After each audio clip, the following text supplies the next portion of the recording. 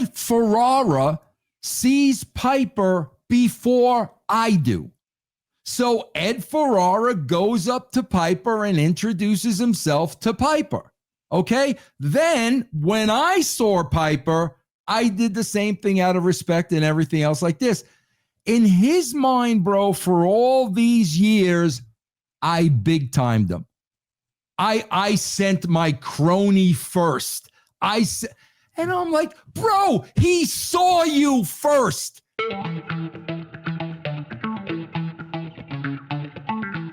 Vince, before we get out of here, as we are about to run out of time, there is a special request, and this is coming from Sportskeeda's Raju, who said he's always wanted to know something, so he wants to ask this question on their final episode. No, Raju, I do not wear underwear. I haven't worn underwear since college. Mac, I realized in college, bro, for about the first week when I had to do my own laundry, I figured out you're always washing your underwear. Yeah. So if I just went free balling, I don't have to worry about it. And so, yeah, Raju, since college, I don't wear any underwear. Yeah, he's got those skid marks in his jeans and not his shorts now. Easy. He wants to know, though. He wants to know more about the interaction you had with Roddy Piper in TNA. And I know you remember the night, but he wants to know, what do you remember from that night? Can you kind of tell the story about you and Roddy Piper and what happened at TNA? Oh yeah, 1000%, bro. And it's like, no matter what, Mac, that's a thing. Like that, it's really funny when you think about it.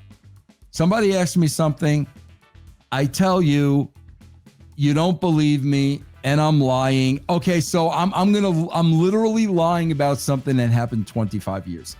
What's my motivation for that to begin with? Because you're a bitter liar. That's just, you know. Mac, what happened was that time in TNA, I was trying to turn everything into improvisation. Yep. That was wrestling evolving. Not relying on this. That was wrestling evolving. So basically, they had the show. I would be in town. I was not written on the show. So Jeff would call me from the show. I would be at Jeff's house. All right, Vince, come on this time. Come on in. Come to the show. The Harris boys would be waiting at the back doors. They knew it. They were Jeff's right-hand man. Harris boys would open the doors and let me walk right into the arena, and nobody knew I was even in the state of freaking Tennessee. And we would go. Nobody knew I was there. Okay, so the story goes, Mac, that I'm waiting back there for my cue. I'm waiting for the Harris boys to come. I'm waiting to go in. All of a sudden, I'm hearing the bagpipes. Jeff did not smarten me up. So you swerved you. Absolutely 1000%. And I'm like, okay, I could play that game. No freaking problem. No problem at all. So Mac, I'm outside the doors of the Nashville Fairgrounds, and Piper's cutting his promo. Now, bro, he starts about me killing Owen Hart. And what? Yeah, because I was the writer of the show where, okay. Yeah. So he starts talking about me, and he's going on. And I'm in the back, and I'm getting more furious. And I say to myself, bro, if nobody's going to shut this guy up, I'm going in the building right now and shutting him up myself. So, bro, the timing was, when I walked in from, my entranceway, he's in the ring and his back was turned. So, bro, I walk in the ring and I get in the opposite corner. He turns around and sees me, having no freaking idea I'm in the state of Tennessee. Well, so he got swerved too. So you both were swerved. Absolutely. So, Mac, I swear to God, this is what's going through my mind. I don't know what he's going to do. And I'm thinking to myself, bro, like, should I just leg dive him and take my chances before he kicks my ass. But Mac, then what was going through my mind was Hogan hitting me with that defamation of character. And I'm like, bro, I don't need any lawsuits from this. I don't need. So I figure, you know what, bro, I'm going to let him make the first move and see what he does. So, bro, I swear to God, he turns around and I'm right in that corner. And the look on his face was like, oh, shit. And, bro, I don't know what he's going to do. This is the funniest part, bro. I don't know what he's going to do. So he comes over to me. He says something. He paintbrushed me. He didn't hurt me. He was just paintbrushing me, said something, and then he left, right? So now at this point, I am so freaking pissed at Jeff. I'm like, bro, you're going to kayfabe me. So, bro, this is a live pay-per-view. I'm not leaving the ring. This is a live show, bro. Good. So, bro, the Harris boys come to the ring. And bro, this is live TV, and they're whispering to me, Jeff says you need to leave. Jeff says you need to leave. And I'm like, well, you tell Jeff to go himself for not telling me about this Piper. I ain't leaving anywhere. Okay? They go in the back and tell Jeff. Jeff says you better leave right now, or he gave us orders to take the situation in our hands. And meanwhile, they're my friends, bro. Yeah. And I'm like, yeah, okay. I laugh. Yeah, okay, guys. What does that mean? Bro, I swear to Mac, I've been friends with these guys since 1994. I swear I can't still tell them apart. I swear. So I can't even tell you which one it was. Bro, I said that. Now, people don't know the Harris brothers. Bro, if there's anybody that was ever legit, bro, these guys would walk into bars looking for bar fights. Oh, wow. Bro, when I talk about bar fights, I'm talking about these two guys would go in looking for motorcycle gangs. Oh, God. That is a shoot. The stories I've heard about them in bar fights. So I'm like, yeah, okay, guys, like, what are you going to do? Yeah. Bro, one of them snatches me, puts me in a chokehold. Mac, I blacked out. Oh, wow. I swear the only time, like he knew immediately. I was freaking out. And they took me out of the ring. That's exactly what happened. Okay, now let me ask you, because out of curiosity, you're in the back now. You come too. You've got to be hot with Jeff Jarrett. No, bro. They took me out the other way. Oh, okay. Yeah, no. They took me out the other way. They kept it a shoot and took me out the other way. And I think I came to as they were walking me to the back. But Mac, I could tell you, I freaking blacked out, and that's when I realized, like, oh shit, that shit's really real. Like you can really choke somebody out and black out. I swear, I thought it was just a myth. No, bro. Like, so, bro, 1,000%. That's how, bro. So it was a shoot. It was a shoot, basically with you and 1,000%. Mac, you know what the ridiculous thing is about me? This is what I hate about wrestling, right? So after that, I think I worked again with Piper. He came in for TNA, and I worked again with Piper. But bro, he was always cutting promos on me all over the place, yeah. Right? So finally, bro, he wants me to go on his show. And you know me, fine. I have no clue what your freaking problem is with me, you know, calling me a murderer. So if you want me to come on your show, no problem. So, bro, I go on his show, and you know, he's thinking he's going to chew me up and spit me out. Yep. So he starts telling the story of where the heat came from. Mac, do you know where the freaking heat came from in his freaking head, that he's got this animosity towards me for God knows how many years without ever saying anything to me? Bro, I'm at WCW, okay? I just go over to WCW. Piper's working his first show under me. Piper shows up at the building. Ed Ferrara sees Piper before I do. So Ed Ferrara goes up to Piper and introduces himself to Piper. Okay? Then when I saw Piper, I did the same thing out of respect and everything else like this.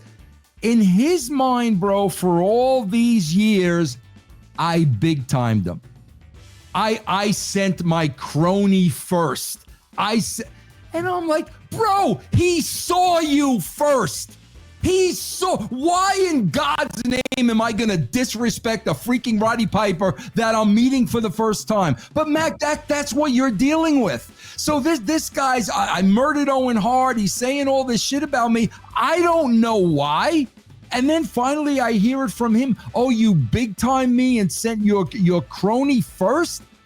I'm like, bro, are you freaking serious?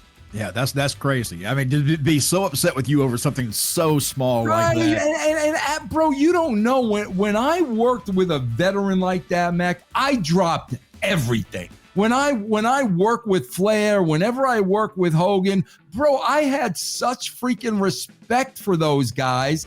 And you're thinking I'm sending Ed to meet you first? Like, why? All right, I'm going to go back and ask you this question again because I'm not sure I got the answer I was looking for. So I'm going to ask you this. What happened when you finally got to talk to Jeff? After you knew he swerved both you and Roddy, did you have a conversation with Jeff about that? No, I had a big conversation, bro, because I had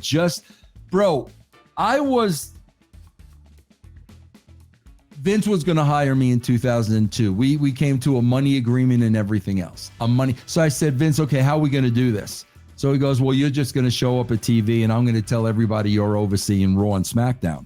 And I'm like, no, Vince, we ain't doing that. What are you, crazy, bro? No way in the world am I doing that. So he said, okay, bro, stay overnight. People listen to this shit, and you guys got to understand, I'm talking about 2002.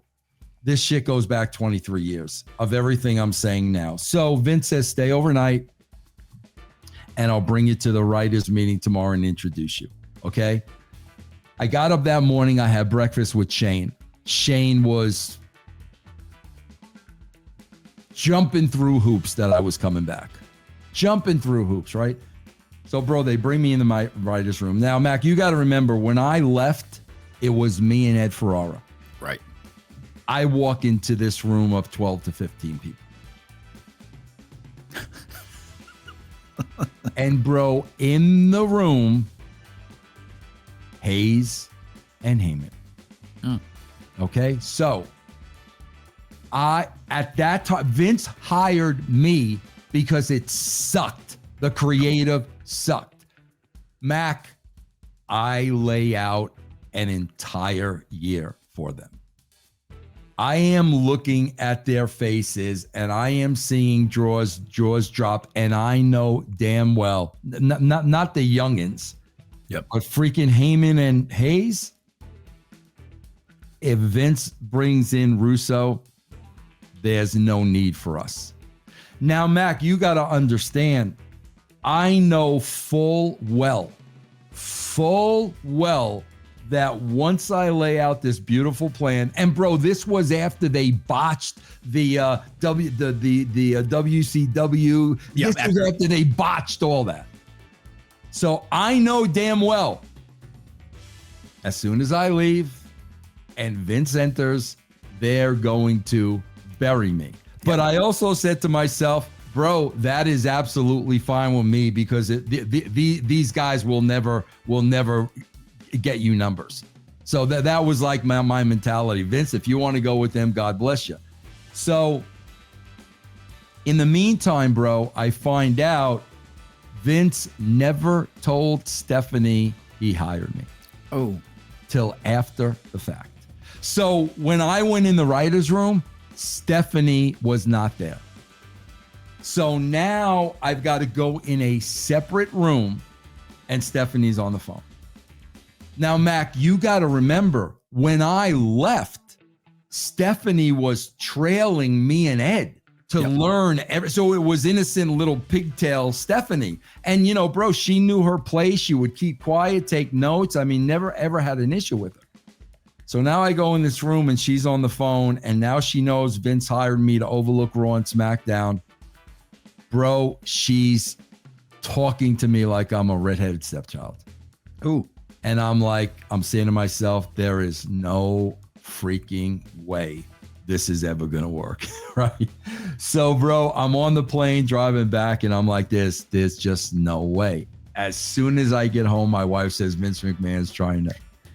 So I call Vince and he goes, Vince, this is not going to work. I said, Vince, let me guess why. Because when I left that meeting and you walked in, everybody in that meeting buried me. Is that right, Vince? And he said nothing. I said, Vince, no problem whatsoever. I said, but I am going to tell you this.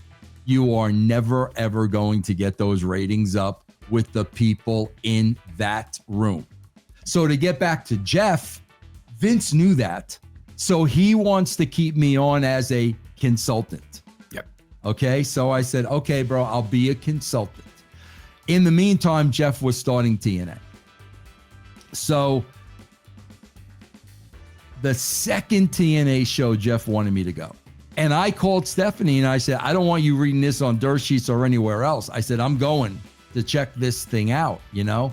So I go to check out TNA and I decide I'm going to go right for Jeff, mainly because he's my friend. And I knew with Heyman and Hay, like this is 2002, you know what I mean? So I called Stephanie and I said, thanks, but no thanks. And I went to work with Jeff. So this incident happened right after that. Oh, so I said to Jeff, I'll go call Stephanie right now, freaking apologize to her. You know, no problem. No, I was at 1,000% hot at him. I don't see how you wouldn't be. I assume that everything worked itself out and you two. Yeah. But yeah, I just, wow, that would really kind of piss me off. If I'm a talent and I'm not aware of a situation that's going to happen live in the ring ahead of time, I'm going to be a little pissed off. But then I was doing the same thing to the talent. Well, yeah. Well, yeah, that's true. I wasn't in there claiming that somebody killed somebody else. Yeah. Oh, no. But I mean, again, though, you're one of the people who should know what's taking place. I mean, you've got to know what's taking place. You're trying to bring back that kind of, oh, wow, did I just hear or see that? Did that just happen? Yeah. You're trying to bring that back. But at the same time, you're getting played by the promoter. Now, I can understand if the boys are getting played by an employee of the promoter. But to be the promoter and play your boys, that's a little bit different. So that had to be a little bit hard to swallow. Mac, you want to hear a funny story? So we're doing this thing where nobody knows I'm coming into the building. And bro, I got to tell you, who was the absolute freaking best, should have won the Academy Award, was Mike Tenay. Mike Tenay never knew I was coming, and me and Mike Tenay would go back and forth. So Mac, there's this one instance they don't know I'm coming, right? And bro, my whole point is I'm trying to make this freaking real. Yes. So I go out to the ring. They don't know I'm coming, blah, blah, blah. A fight breaks out, right? Ron Killings is in the ring. So Killings starts mamby-pambying me. And I'm like, that is killing the whole thing. Mac, I swear to God, I don't know where I got it from, but with everything I had, I grabbed Ron Killings with everything I had and threw him to the ground. Keep in mind, this isn't a 50-year-old Ron Killings. He's like a 30-year-old. With everything I had, I threw him to the ground, right? So then there's a big pull apart, this, that, and the other thing, and they go back to their locker room, and I'm leaving out the building, right? So, bro, I'm walking to my car. The freaking Harris brothers come sprinting. Vince, you need to get out of here. Ron Killings is looking for you, bro, and he is going to kill you as a freaking shoot. Bro, I got in my car and took off. But, bro, that's where wrestling should have gone. Yes. That's where it should have gone. And where has it gone? In the complete opposite direction, bro. Vince, that's it for us. We're out of time. We went way over time, but man, I've enjoyed every moment of this, and I look forward to seeing you again soon and other things that we might be doing. Yes.